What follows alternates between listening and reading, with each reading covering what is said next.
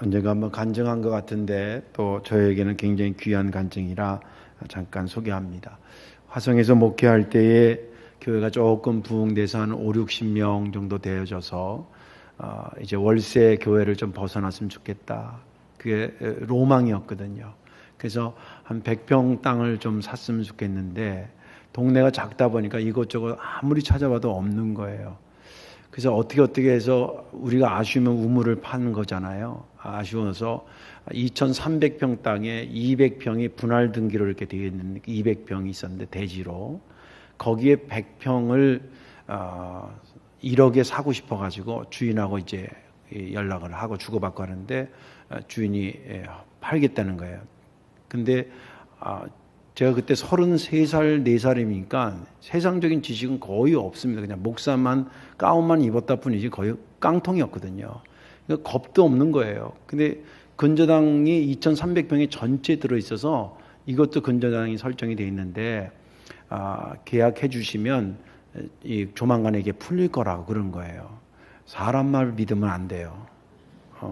그래가지고 대개 계약금의 1억이면 10%를 가잖아요. 근데 주인이 워낙 자기네들이 급하다고 20%를 좀 해달라는 거예요. 그래서 교회 또 권사님이 다른 교회. 그래서 믿고 2천만 원을 딱 하면서 코가 끼기 시작한 겁니다. 그래가지고 뭐 갑자기 연락 와가지고 없다고 1,000만 원만 급하다고 1억 중에 아니 그 진행되는 게 없냐 그러니까 진행될 거라고 걱정하지 마. 이게 풀어야 진행이 된다고. 그래도 1,000만 원 가지고 한 6천만 원까지 건너간 거예요. 근데 이제 친구 목사들한테 고민을 얘기하니까 야 이렇게 샀는데 이게 등기는 안 넘어오고 참 큰일 났다고. 그랬더니 어떤 목사님이 그 등기부 등본을 한번 띄워보라는 거예요. 근데 그때도 등기부 등본이 뭔지 모르는 깡통이었어요 제가.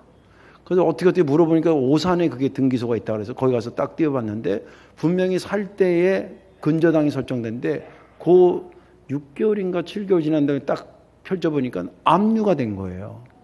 그래서 압류다음에 어떻게 되는 거냐니까 경매 처분된다는 거예요. 길바닥에 나앉게 생겼잖아요.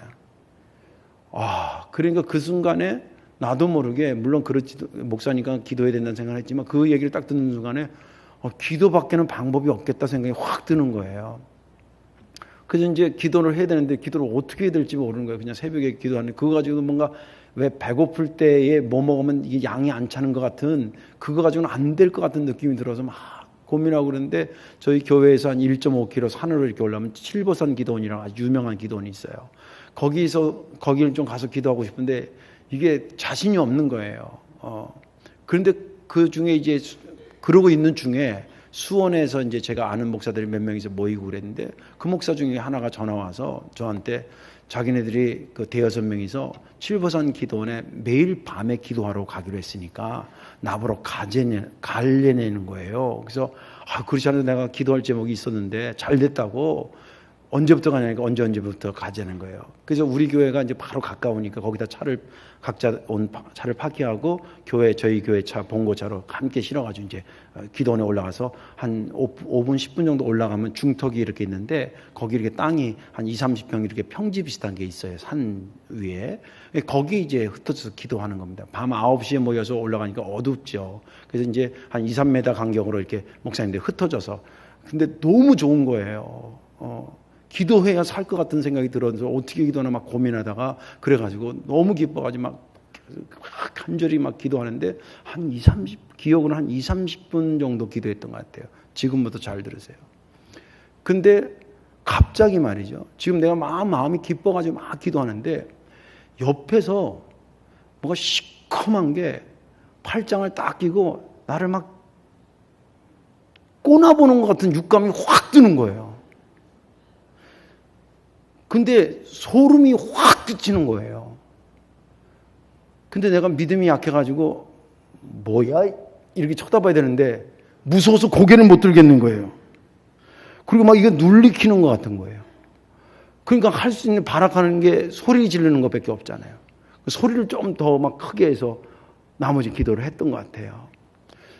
기도를 끝나고 이제 진짜 컴퓨터하더라고요. 기도를 끝나고 오면서 내가 그런 경험을 했다고 그랬더니 그 중에서 기도 많이 하는 목사님이 막 웃으면서 아유, 최 목사님이 기도하는 건 마귀가 시샘하는구나. 그러는 거예요. 그 가만 생각 또 그럴 수도 있겠죠. 별로 저는 주로 이제 기도도 물론 하지만 설교 중심을 이제 목회를 하던 스타일이기 때문에 기도를 많이 하고 그러지 않았거든요. 근데 이제 그런가 보다. 그래서 이제 그리고 이제 매일 저녁에 이렇게 올라갔어요. 근데 이제 한 달 정도 되니까 한 명, 두 명씩 목사님이 빠지는 거예요. 그렇지. 하루 종일 목회하고 저녁 9시에 매일마다 올라갔으니까 이게 쉽지 않잖아요. 주일 빼고. 그러니까 급기야 2달째 됐는데 나 혼자 남은 거예요. 밤에 올라가기로 그 첫날을 했을 때 하나님한테 하나님 응답받을 때까지 하겠습니다. 정 안 되면 제가 1년은 하겠습니다. 그렇게 작정하고 올라갔거든요. 근데 하나님하고 약속한 게 있잖아요. 근데 이제 2달 정도 되니까 나 혼자 남았는데 이거 가야 돼 말아야 돼. 남의 일이라고 눈빛은 가야 된다고. 그 하나님한테 약속이니까 올라간 거예요. 올라갔는데 밤에 기도하는데 여러 명이 또 같이 기도할 때는 그런 생각이 안 들다가 혼자 가서 기도하니까 첫날 그거 했던 거가 또 기억나는 거예요. 물론 나타나진 않았는데 기억이 나니까 무서운 거예요. 겁이 나고. 그리고 밤이 위험하고. 그래서 하나님하고 약속을 하고 어떻게 할까 하다가 낮에로 기도 시간을 바꿔서 진짜 거짓말에 비가 안 오는 날 빼놓고는 1년 동안 매일 올라갔어요. 주일 빼놓고. 한 6개월 정도 됐을 때 하나님 말씀으로 응답을 주셨어요. 이제 기도가 끝나고 차 타고 이제 내려오니까 거기까지 입구까지는 기도원까지는 차를 가지고 가거든요. 내려오려고 시동을 걸고 라디오 방송을 딱 틀었는데 그때 기독교 방송에서 성경을 딱 읽어주는 순간이었나 봐요. 근데 그 성경 말씀이 응답받았구나라는 내용이 확신이 들더라고요. 그리고 계속 또 기도해서 한 1년쯤 돼서 응답을 받았어요. 제가 이게 잊혀지지 않는 게 그때 만약에 그게 안 됐으면 우리가 점프할 수 있는 것에서 팍싹 주저앉았을 거 교회가 와야 됐을 수도 있고 그랬을 때 정말 하나님의 은혜로 극적으로 그것이 해결이 됐어요. 그리고 그 땅을 사고 이제 그렇게 했는데 저는 그 당시만 해도 그 땅 문제가 해결된 것이 내가 응답 중에 응답을 받았다고 생각했었어요. 또 한 번 잘 들으셔야 됩니다. 시간이 지나면서 생각해 보니까 그 땅 문제 응답받은 것도 물론 응답인데 그게 응답 중에 응답은 아니었어요. 하나님이 정말 저에게 주고 싶은 것은 다른 데 있었습니다. 내가 하나님과 매일 독대하면서 산에서 하나님과 그렇게 친밀해진 경우가 생전 없었던 거예요. 그때 하나님이 내게 주신 것은 성령 안에서 나랑 친해지고 싶었던 것을 주고 싶었던 거예요. 그렇구나. 땅 문제 때문에 내가 시작은 했어도 그게 또 응답받아서 그게 응답인 줄 알았더니 사실 하나님이 내게 주고 싶어지는 것은 최영서가 내가 너랑 대화하고 친해지고 싶어. 네가 매일마다 올라올 때마다 내가 너무 좋았어. 그거 주시고 싶어서 그랬구나. 그러면서 그때 이후로 제가 연초가 되면 항상 한 주간씩 기도원에 가고 하나님한테 기도하고 중간중간에 기도하고 그런 것이 제 거룩한 습관이 되었습니다. 기도는 축복 중에 축복입니다. 오늘 본문에 있는 말씀은 예수님께서 제자들과 함께 기도하고 난 다음에 제자들 중에 몇몇이 예수님 기도 좀 가르쳐 주세요. 기도하라 그래서 하긴 하는데 기도가 뭔지 모르고 어떻게 해야 되는지도 모르겠습니다. 그랬더니 주님께서 기도에 대해서 가르쳐 주셨어요. 첫째는 기도의 내용을 가르쳐 주셨어요. 하늘에 계신 우리 아버지시여 이름이 거룩해. 이게 마태복음에도 그대로 나오거든요. 그래서 마태복음을 자료로 해서 지금 우리가 고백하는 주기도문이 완성된 겁니다. 그런데 주기도는 기도의 내용만 알고 있으면 반만 사실 아는 거예요. 예수님이 가르쳐준 기도는 기도의 내용과 함께 기도의 방법도 가르쳐 주셨어요. 그러니까 우리가 주기도문을 달달달달 외우는 것처럼 기도의 방법도 주님이 가르쳐 주셨기 때문에 기도의 방법도 주기도예요. 그 핵심이 뭐냐면 구하라, 찾으라, 두드리라. 구하는 자가 얻고 찾는 자가 찾게 되고 두드리는 자에게 열릴 것이다. 이게 주님이 우리에게 가르쳐 주신 방법의 기도 방법에 대한 주기도예요. 주기도라고 하는 주님이 가르쳐 주신 기도는 The Lord's Prayer 이렇게 있는데 주님이 가르쳐 주신 기도인데 내용만이 아니라 방법도 가르쳐 주셨다는 거예요.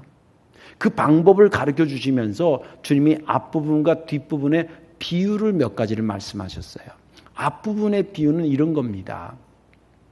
기도 열심히 하라는 얘기로 두 친구가 있었는데 어느 날 A라는 친구가 자는데 B라는 친구가 밤늦게 A네 집에 와서 문을 두드리는 거예요.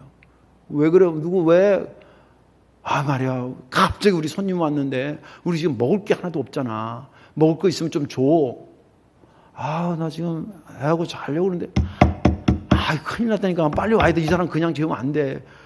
그래서 친구 관계로 치면은 안 할 수 있지만 하도 그가 두드리면서 간청하는 까닭에 그 친구가 일어나서 먹을 것을 주지 않겠느냐. 그런 비유를 하시고 그리고 구하고 찾고 두드려라. 그러면 너희가 얻고 할 것이다. 그러면서 또 비유를 말씀하시기를 어느 아버지가 아들이 있는데 아들이 아빠 생선 먹고 싶어. 생선 줘. 그랬더니 생선? 그래 여기 있다. 갖다 줬는데 애가 자지러지게 뱀을 획가닥 던져줄 아버지가 어디 있겠냐. 또 어떤 아들이 아빠 계란 먹고 싶어. 그 계란? 알았어. 획가닥 던졌는데 독이 있는 전갈을 줄 아버지가 어디 있겠냐. 하물며 아무리 악한 자라도 자식에게 좋은 것을 줄 줄 아는데 하물며 하늘 아버지가 구하는 너희들에게 성령을 주시지 아니하겠느냐. 할렐루야. 그 말씀이 주님께서 하신 말씀의 본문의 전부입니다. 저는 지난 주간에 이 본문을 보면서 13절이 그렇게 은혜가 됐습니다. 너희가 악할지라도 좋은 것을 자식에게 줄 줄 알거든 하물며 너희 하늘 아버지께서 구하는 자에게 성령을 주시지 않겠느냐. 이 말씀이 은혜가 된 것은 왜 주님께서 구할 때에 우리가 구하는 것보다도 훨씬 좋은 성령을 주신다 그랬을까? 그걸 묵상하면서 얻어진 결론이 정말 기도는 축복 중에 축복이구나. 그런 생각을 하게 됐습니다. 아마 저는 오늘 말씀에 은혜 받으시고 기도에 열심을 내기를 주의 이름으로 축원합니다. 그런 자들이 되기를 바랍니다. 왜 기도는 축복 중에 축복일까? 그 첫째는 잘 들으세요. 기도는 예수님께서 보증서시기 때문입니다. 오늘 본문 2절을 보면 기도를 가르쳐달라고 하는 제자들에게 예수님께서 이렇게 말씀하십니다. 예수께서 이르시되 너희는 기도할 때 이렇게 하라 라는 명령합니다. 아버지여 이름의 거룩히 여김을 받으시오며 나라가 임하옵시오. 그러면서 주기도문 우리가 은 것을 쭉 얘기하십니다. 이 2절이 중요한 것은 제자들이 기도에 대해서 물어볼 때 기도는 이렇게 하는 게 좋지 않을까? 라고 하는 권유의 형태로 말씀하지 아니하시고 기도는 이렇게 해라라고 하는 명령으로 말씀하셨다는데 유심히 보실 필요가 있습니다. 권유와 이 명령은 어떤 차이가 있냐면 권유는 책임성이 빠집니다. 좀. 그렇게 하는 게 좋은 것 같은데 그래서 그렇게 했더니 생각대로 안 된 거. 그래서 왜 안 되냐니까 내 생각에는 그렇게 하는 게 좋을 뻔했다는 거 아니야. 그런 겁니다. 예를 들자면. 그런데 명령어는 이렇게 해라라는 말은 그만큼 책임성을 당신이 짊어지고 있다는 말을 의미를 명령어로 하시는 겁니다. 이렇게 해라. 아빠가 이렇게 하라 그러는데 아빠가 책임져요. 야, 그렇게 하는 거지 안 하는 것보다 좋을 거야. 네가 알아서 해. 이거 하고 그렇게 하라고 하는 내 입장에서는 그 일에 대해서는 내가 되든 안 되든 보증 서게 돼 있잖아요. 이게 주님께서 그 말씀을 통해서 하신 의미라는 겁니다. 다시 말해서 예수님께서 이런 유형의 말씀을 제가 오늘 이 본문을 그렇게 해석하는 이유는 이 부분만 보고 그런 게 아닙니다. 요한복음 14장에 가서도 주님께 말씀하시기 이렇게 말씀하세요. 제자들에게 이제부터 너희가 내 이름으로 무엇인지 내게 구하면 내가 행하리라. 한글 번역에는 내가 곧 시행하리라 라고 표현되어 있습니다. 네가 내 이름으로 구하면 내가 곧 시행하겠다는 거예요. 내가 보증하겠다는 거 아니겠습니까? 그래서 우리가 마지막에 기도할 때에 예수님의 이름으로 기도합니다. 아멘. 이거는 기도 끝납니다. 준비하세요. 보따리 싸가지고 집에 갈 준비하세요. 그거 알려주기 위해서 하는 게 아니에요. 예수님의 이름으로 기도한다라고 해서 신학적으로 풀었으면 이런 겁니다. 뭐 해달라 저렇게 해달라 이렇게 막 얘기하잖아요. 그리고 나서 주님, 사실 제가 이런 걸 구했지만 저는 하나님 앞에 이걸 구할 자격이 있는 사람이 아니에요. 제가 물질의 복 받기를 원하지만 제가 물질의 복을 받을 만한 짓을 제대로 하지 못했어요. 제가 건강해지기를 원하지만 사실 제가 산 삶을 돌이켜보면 건강을 유지하기보다는 건강을 해치는 삶을 많이 살았어야 분내지 말아야 되는데 분내봤고요. 미워하지 말아야 되는데 미워도 했고요. 제가 건강을 달라고 말할 자격이 없는 사람이에요. 그런데 예수님이 저에게 기도를 가르쳐 주시기를 너희들이 구할 자격이 없는 걸 내가 알아. 그러니까 그분한테 구할 때 내 이름을 걸어서 기도한다고 얘기해. 그러면 그분이 내 이름을 듣고 너희들에게 역사하실 거야. 그래서 예수님의 이름으로 제가 기도하오니 나를 보지 마시고 나를 위해 돌아가신 예수님을 봐서 내 기도를 들어주옵소서. 그거를 압축해서 예수님의 이름으로 기도합니다. 이거예요. 이 기도를 들으시고 하나님이 응답하실 때도 순서가 있어요. 우리가 기도하잖아요. 그리고 기도 뭐 이렇게 해달라고 쭉 기도한 다음에 마지막 예수님의 이름으로 기도합니다. 그래요. 천군 천사가 이 기도를 가져와서 하나님한테 보고하면 하나님이 가장 먼저 뭐부터 보는 줄 알아요? 누구 사인으로 왔는지를 보셔요. 아니 생각해 보세요. 당신의 독생자 아들의 피값이 그렇게 싸구려요? 내가 네 행실을 보면 너한테 직접 역사하고 싶은 마음은 없지만 네가 너를 위해서 죽은 내 아들의 피를 믿고 구한다니 내 그 아들의 이름을 봐서라도 하는 겁니다. 여러분들 우리 아들이 둘이에요.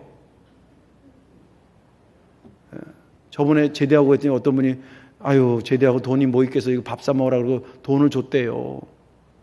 너무 감사해요. 근데 우리 교회 제대하는 청년들이 권사님 아들도 있고 전사님 아들도 있고 다양하게 있어요.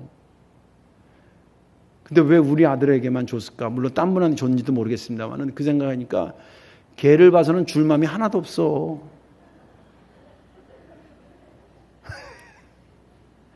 목사님이 자기를 위해서 친절하게 해주고 기도해주고 신방 와주고 고맙게 한 게 늘 고마운데 그 사람이 둘 아들을 데리고 사는데 그 아들을 굉장히 귀하게 여기는 거 보니까 나를 봐서 5만 원 준 거예요. 이놈 어디 있어 이놈 새끼들. 응?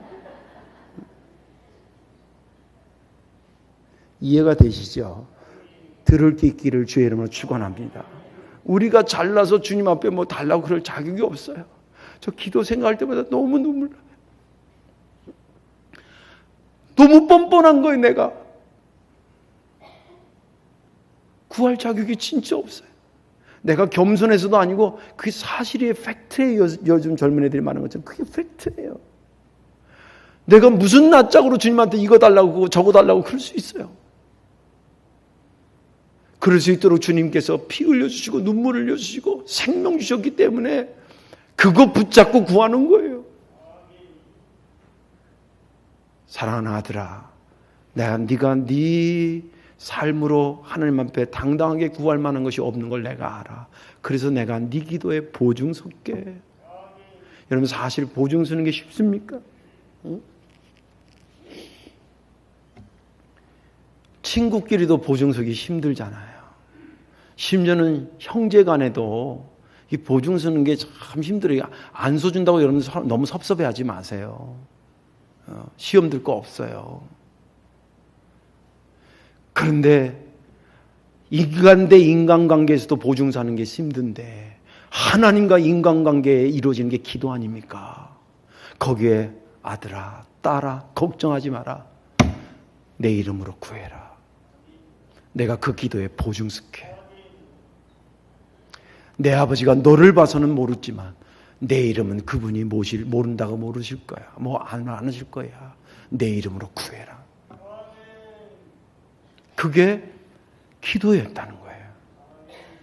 그러니 이런 축복을 누려야 될 거 아니겠습니까? 제가 이렇게 이게 교회를 분석하거나 뭐 다른 게 연구해 보면 교회에서 기도 잘하는 부류가 주로 남자보단 여자고요. 젊은 사람보단 나이 드신 분들이에요. 여기 젊은 사람들 잘 들으세요, 정말. 여러분, 힘 있다고 그거 너무 의지하지 마. 지금 직장 빵빵하다고 빵빵대다가 펑 나는 수가 있어. 한 방에 날아가는 수가 있어요. 여러분들 지니고 있는 거, 그렇게 너무 믿다가 하나님한테 의지하는 거 마치 약한 자들의 고백인 것처럼 그거 아니에요. 저도 물론 그런 가운데 기도가 시작됐지만 아까 제가 얘기했잖아요. 주님이 진짜 원하는 건 땅 문제 해결하는 게 아니었더라고요. 당신과 친해지고 싶은 거였어요. 그거에 주님께서 내가 연결고리가 되고 내가 보증인이 될 테니 네가 무엇이든지 내 이름으로 구해라. 내 아버지가 네 기도를 들어줄 거야. 이 축복, 주님이 보증 쓸 때 그것이 가장 완벽하고 주님이 보증 쓸 때 그것이 가장 오래가고 주님이 보증 쓸 때 그것이 가장 확실한 것이 기도인 것입니다. 이 축복이 저와 여러분들의 축복이 되기를 주님의 이름으로 축원합니다. 마지막 하나는 뭐냐면, 왜 기도는 축복 중에 축복이냐면 응답으로 성령을 받기 때문에 그래요. 응답으로 성령을 받기. 오늘 13절을 보면 너희가 악할지라도 좋은 것을 자식에게 줄 줄 알거든 하물며 너희 하늘 아버지께서 구하는 자에게 성령을 주시지 않겠느냐. 이 말씀이 마태복음 7장이 그대로 병행구입니다. 마태복음 7장은 이걸 어떻게 기록하고 있냐면 이렇게 기록하고 있어요. 너희가 악할지라도 좋은 것을 자식에게 줄 줄 알거든 하물며 하늘에 계신 너희 아버지께서 구하는 자에게 좋은 것으로 주시지 않겠느냐.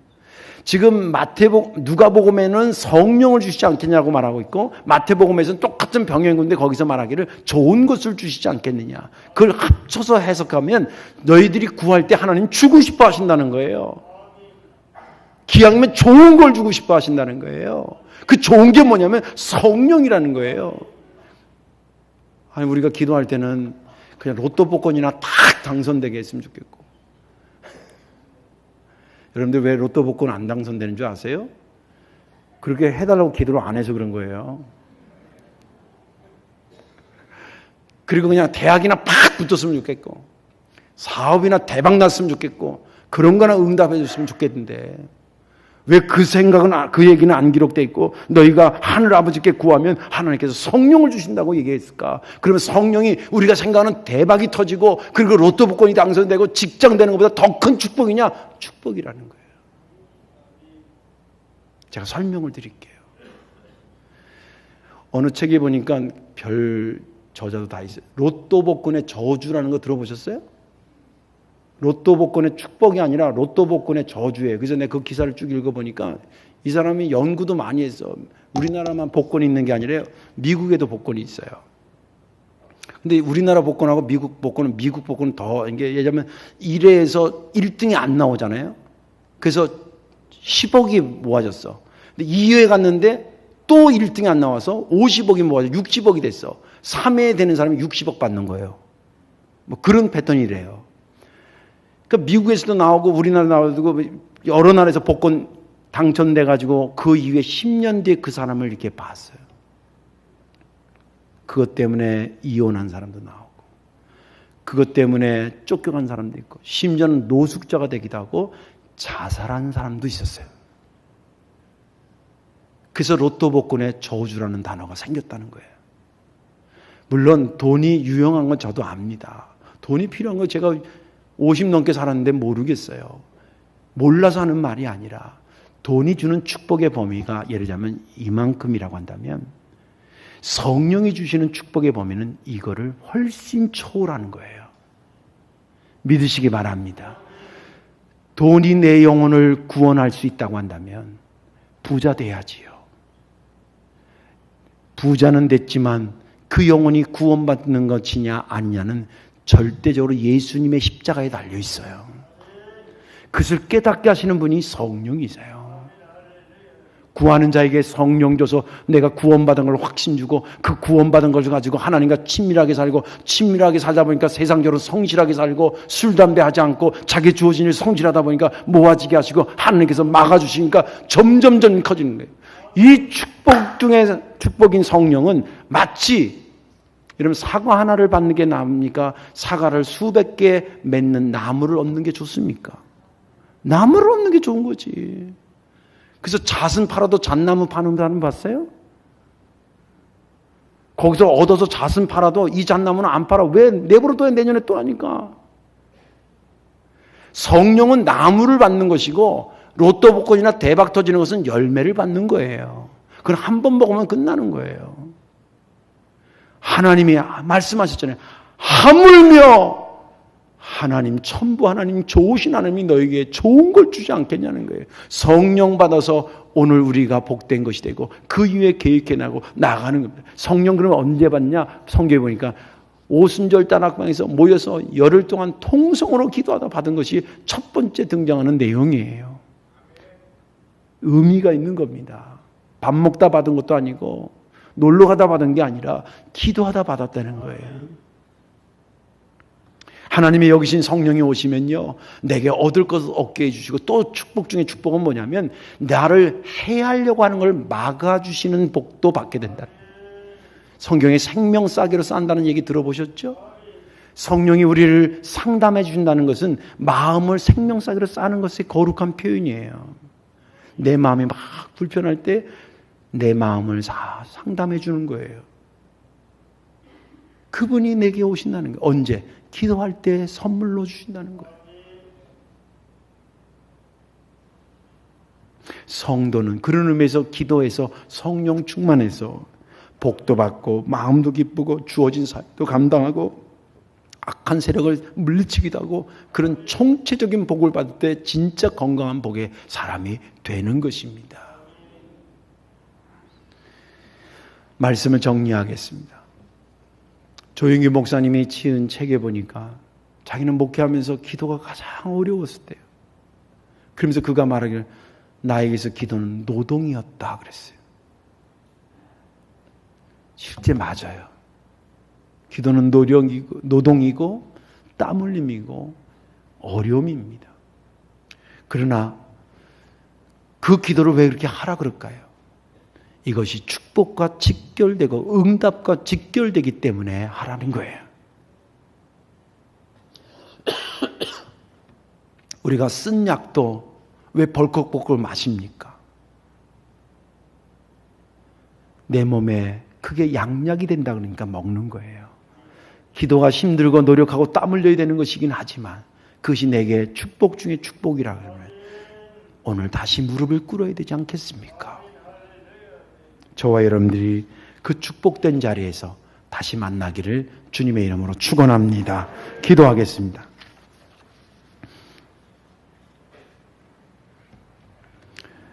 구할 자격이 없는 저희들에게 내가 보증서 줄게 하나님 앞에 구해라. 그러면 그분이 너에게 가장 좋은 것을 주시는데 성령을 주실 거야 라고 소상히 가르쳐 주신 주님 감사를 드립니다. 그 말씀을 준행해 오늘까지 살았고 또 내일도 살기를 원합니다. 기도와 신앙생활은 직결되는 것임을 늘 머리로는 인지하는데 그동안 무릎 꿇지 못했던 저희들을 용서하시고 이 말씀 이후에 이 성도교회 많은 사람들이 무릎 꿇는 역사가 나타나기를 원하오니 허락하여 주옵소서. 예수님의 이름으로 기도하옵나이다. 아멘.